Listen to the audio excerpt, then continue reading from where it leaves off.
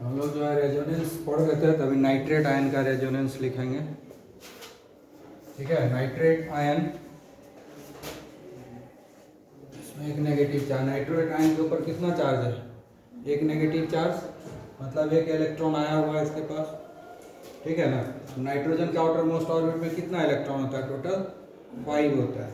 ठीक है ना, 5 होता है। तो 2 यहाँ पर यूज हो गया डबल बॉन्ड बनाने में, 2 यूज हो गया यहाँ पर डबल बॉन्ड बनाने में। ठीक है, उसके बाद 3 बच गया। एक जो है कोऑर्डिनेट कोवलेंट बॉन्ड बनाया इसके साथ, ये अपना दोनों ही इलेक्ट्रॉन दे दिया है। ठीक है ना, ये कोऑर्डिनेट कोवलेंट बॉन्ड बनाया इस ऑक्सीजन के साथ। और उसके बाद यहाँ पर जो है क्या है, एक ये ऑक्सीजन का आउटर मोस्ट ऑर्बिट में 6 इलेक्ट्रॉन होता है और एक नेगेटिव चार्ज आया, मतलब इसके पास एक इलेक्ट्रॉन आ गया, तो 6 के बदले 7 हो गया। इसलिए नॉर्मल जो शेयरिंग ऑफ इलेक्ट्रॉन होता है वो होगा। 7वां इलेक्ट्रॉन जो आया वो इसके साथ शेयर करके सिंगल बॉन्ड बना लिया। ये नॉर्मल कोवलेंट बॉन्ड बना, ये कोऑर्डिनेट कोवलेंट बॉन्ड बना और यहाँ पर डबल बॉन्ड बना। ये हो गया नाइट्रेट आयन का स्ट्रक्चर। ठीक है, अब क्या है कि डबल बॉन्ड एक बार यहाँ दिया है, एक बार डबल बॉन्ड इस पर आएगा, एक बार डबल बॉन्ड यहाँ पर आएगा, तीनों जो है चेंज होगा। ठीक है,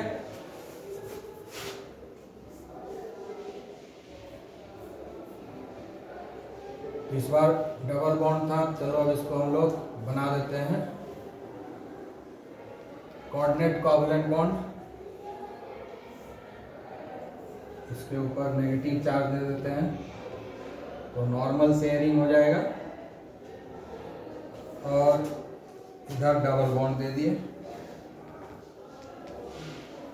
ठीक है, और तीसरा हम लिख सकते हैं। ठीक है, कोऑर्डिनेट कोवलेंट बॉन्ड यहाँ से उठ के यहाँ है, अगली बार यहाँ आ जाएगा, अगली बार कोऑर्डिनेट कोवलेंट बॉन्ड यहाँ दे देते हैं। ठीक है, और डबल बॉन्ड यहाँ दे देंगे, और इस पर जो है नेगेटिव चार्ज दे देंगे। ठीक है, ये 3 तरीके से हम नाइट्रेट आयन को लिख सकते हैं। ये 3 तरीके से नाइट्रेट आयन को लिख सकते हैं, जिसमें जो अरेंजमेंट ऑफ एटम में कोई चेंज नहीं हुआ। इसमें क्या है, अरेंजमेंट ऑफ एटम में कोई चेंज नहीं हुआ, no change in the arrangement of atom. Change क्या हुआ? Delocalisation of pair of electron, delocalisation of pair of electron. फिर पेयर ऑफ इलेक्ट्रॉन का डीलोकलाइजेशन हुआ, सब जगह चेंज हुआ है ना। एक बार नेगेटिव चार्ज इस पर दिए, दूसरी बार इस पर दिए, तीसरी बार इस पर दिए, तो सब एक एक बार नेगेटिवली चार्ज हुआ, सब एक एक बार जो है कोऑर्डिनेट कोवलेंट बॉन्ड आया, सबके पास एक एक बार डबल बॉन्ड हुआ। आगे बात समझ में, तो सब ने तीनों को जब मर्ज करेंगे तो एक सब में सब कैरेक्टर आ जाएगा। ठीक है, तो ये तीनों को जब मर्ज करेंगे तो रेजोनेंस हाइब्रिड बनेगा। तब क्या होगा स्ट्रक्चर? ठीक है, सब में डबल बॉन्ड कैरेक्टर आ जाएगा। उसके बाद सारे के ऊपर एक एक बार नेगेटिव चार्ज गया है, ये हो गया रेजोनेंस हाइब्रिड। ये क्या हो गया? Resonance hybrid. समझ गया कि नहीं? अब ये 3 स्ट्रक्चर है नाइट्रेट आयन का। इस तीनों में से किसी एक में जो है सबसे कम एनर्जी होगा। इस तीनों में से सबसे कम एनर्जी किसी के पास होगा। तीनों का डिफरेंट एनर्जी है, थोड़ा स्लाइटली डिफरेंट एनर्जी है सबका, और इसमें से सबसे कम एनर्जी किसी के पास होगा। उससे भी कम एनर्जी होगा जब इस तीनों को हम मिक्स कर देंगे हाइब्रिड में। तो जो सबसे कम जिसके पास एनर्जी है उससे हम एनर्जी डिफरेंस निकाल लेंगे इस हाइब्रिड का, तो जो एनर्जी डिफरेंस आएगा वही रेजोनेंस एनर्जी कराएगा और रेजोनेंस स्टेबलाइजेशन एनर्जी। ठीक है ना, उसी से हम कहेंगे कि हाँ इतने एनर्जी से ये स्टेबल हो गया। ठीक है ना, आया समझ में? क्लियर? ये हो गया नाइट्रेट आयन का रेजोनेंस। ठीक है,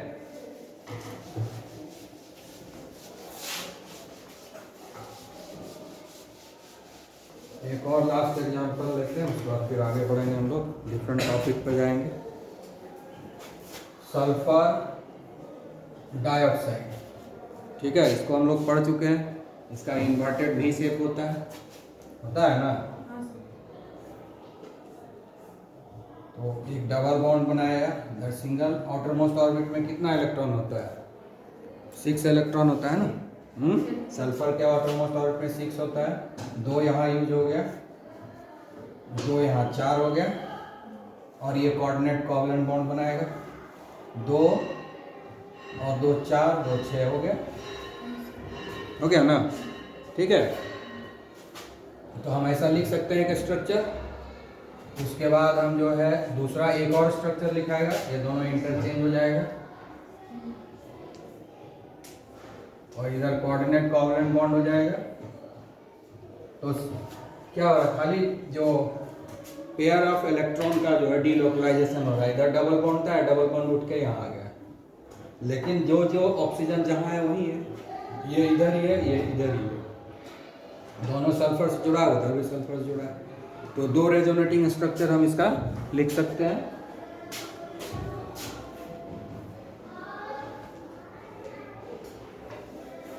ठीक है, ये 2 रेजोनेटिंग स्ट्रक्चर हो गया, और इस दोनों का जब हम मिक्स करेंगे तब हो जाएगा हाइब्रिड स्ट्रक्चर। तो दोनों तरफ डबल बॉन्ड कैरेक्टर आ रहा है ना, एक तरफ तो नहीं आ रहा है,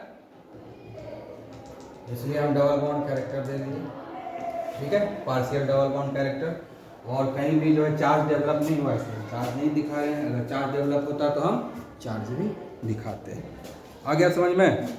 ठीक है, उसके बाद जो है एक बेंजीन का तो हम दिखा ही चुके हैं पहले ही, तो उसको बताना जरूरी नहीं है। ठीक है, आ गया समझ में? ये हो गया सल्फर डाइऑक्साइड। इसमें 2 ही स्ट्रक्चर है, तो इस दोनों में से किसी एक का कम होगा, और उससे भी कम हो जाएगा इस हाइब्रिड स्ट्रक्चर। समझ गए? तो इसलिए हाइब्रिड स्ट्रक्चर जो होता है सबसे स्टेबल स्ट्रक्चर होता है, और वही जो है सबको एक्सप्लेन करता है। बेटो ठीक है, एक हम लोग लेते हैं कार्बोक्सिलिक एसिड का एग्जांपल, HCOOH। इसका नाम जरा बता दो, नाम बताओ कोई।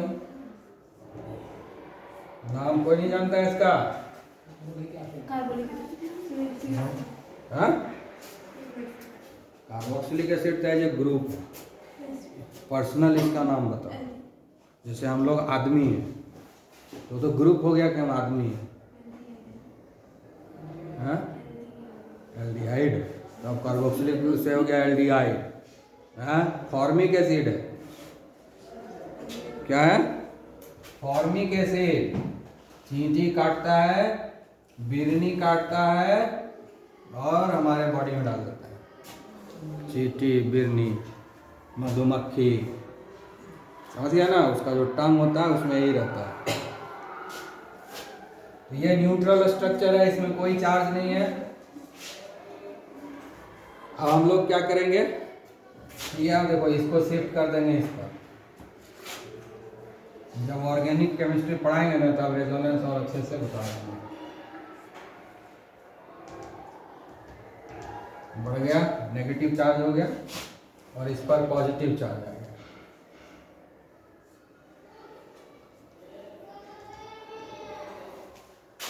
ठीक है, समझ में आया?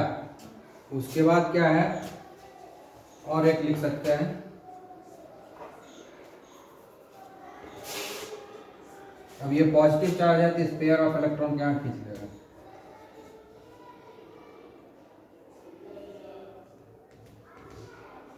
नेगेटिव चार्ज, इस पर पॉजिटिव चार्ज आ जाएगा। समझ गया कि नहीं? हैं? तो ये सब स्ट्रक्चर संभव है, ये 3, और तीनों को हम जो है मिक्स कर देंगे, तब जो है रेजोनेंस हाइब्रिड बनेगा।